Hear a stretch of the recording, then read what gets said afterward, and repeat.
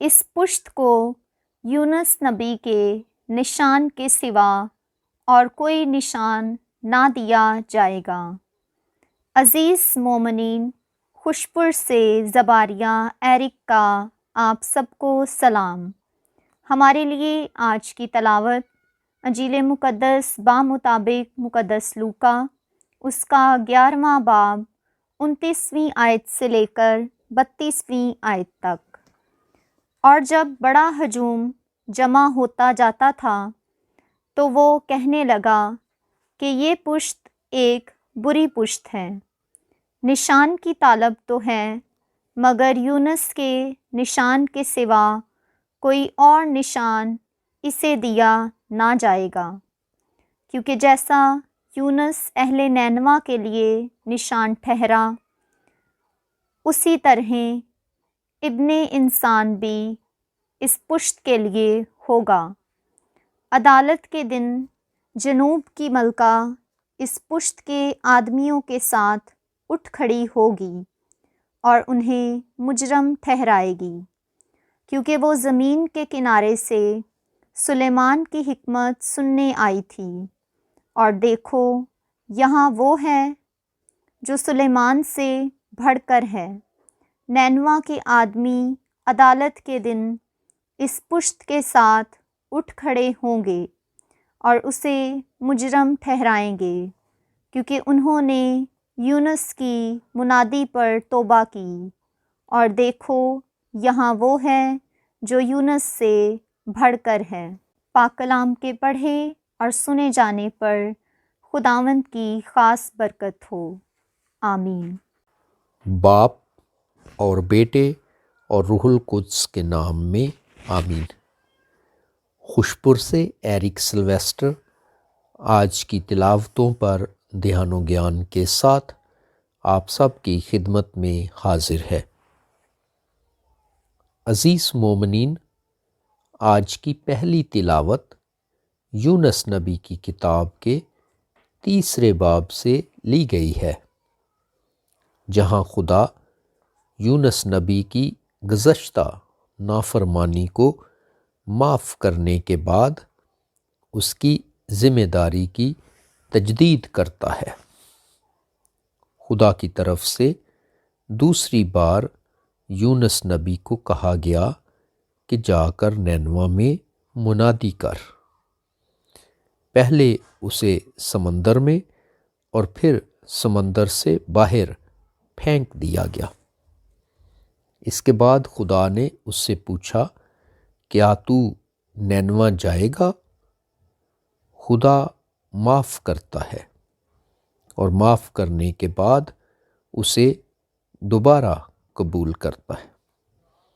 خدا ہمیں بھی موقع دیتا ہے کہ ہم اس کے ساتھ صلح کریں اور اس کی مرضی کے مطابق کام کریں۔ اس کے خیالات اور منصوبے ہماری عقل سے بالا تر ہیں۔ یونس نبی خدا کے کہنے کے مطابق اٹھ کر نینوا کو گیا۔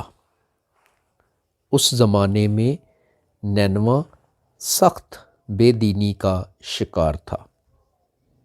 اس سے ظاہر ہوتا ہے کہ خدا تاریک علاقوں میں بھی اپنے مکاشفہ کی روشنی چمکانا چاہتا ہے۔ وہ سب کی فکر کرتا ہے۔ یونس نبی نے بڑی وفاداری سے خدا کا پیغام سنایا کہ 40 دن کے بعد نینوا برباد کیا جائے گا۔ خدا کا بڑا فضل ہے کہ آنے والی بربادی کی آگاہی ملنے پر نینوا کے لوگوں نے توبہ کی اور اپنے آپ کو بدلا۔ ہم دیکھتے ہیں کہ یونس نبی نے کوئی نشان یا معجزہ نینوا میں نہیں دکھایا، پھر بھی نینوا کے لوگوں پر اس کی منادی کا گہرا اثر ہوا۔ نینوا کے لوگ خدا پر ایمان لائے۔ بادشاہ نے حلیمی اور فروتنی کا اچھا نمونہ دیا۔ اس نے بادشاہی کا لباس اتار ڈالا جو اس کے شاہی روب کی علامت تھی۔ وہ ٹاٹ اوڑھ کر راکھ پر بیٹھ گیا۔ سب نے روزہ رکھا۔ نینوا کے لوگوں کے توبہ کرنے پر خدا نے انہیں معاف کر دیا۔ ہمارے لیے بھی یہ ضروری ہے کہ روزہ اور دعا کے ذریعے اپنی زندگی کی اصلاح کریں، اپنی بری روش سے باز آئیں۔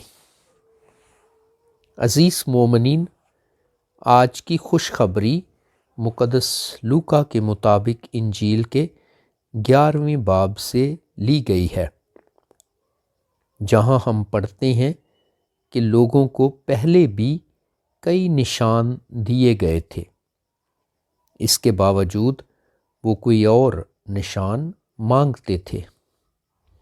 اس پر خداوند یسوع مسیح نے انہیں جھڑکا۔ یسوع مسیح جانتا تھا کہ وہ کوئی نشان دیکھنا چاہتے تھے تاکہ جا کر دوسروں کو کچھ بتا سکیں۔ انہیں یونس کے نشان کے علاوہ کوئی اور نشان نہ دیا جائے گا۔ یہاں بتایا گیا ہے کہ جنوب کی ملکہ اس پشت کے آدمیوں کے ساتھ اٹھ کھڑی ہوگی اور انہیں مجرم ٹھہرائے گی۔ وہ غیر قوم سے تھی تو بھی زمین کے کنارے سے سلیمان کی حکمت سننے آئی تھی۔ وہ کچھ سیکھنے آئی تھی، اور دیکھو یہاں وہ ہے جو سلیمان سے بھی بڑا ہے، تو بھی یہ مسیح کی باتوں کا یقین نہیں کرتے، حالانکہ وہ ان کے درمیان ہے۔ نینوا کے لوگوں نے یونس نبی کی منادی پر توبہ کی، مگر یہاں وہ منادی کی گئی جو یونس نبی کی منادی سے زیادہ بالا تر ہے۔ عزیز مومنین، آئیں روزوں کے ایام میں اپنی زندگی پر غور کریں اور توبہ کے عمل سے گزر کر اپنے آپ کو تبدیل کریں۔ خداوند ہم سب کو برکت دے، آمین۔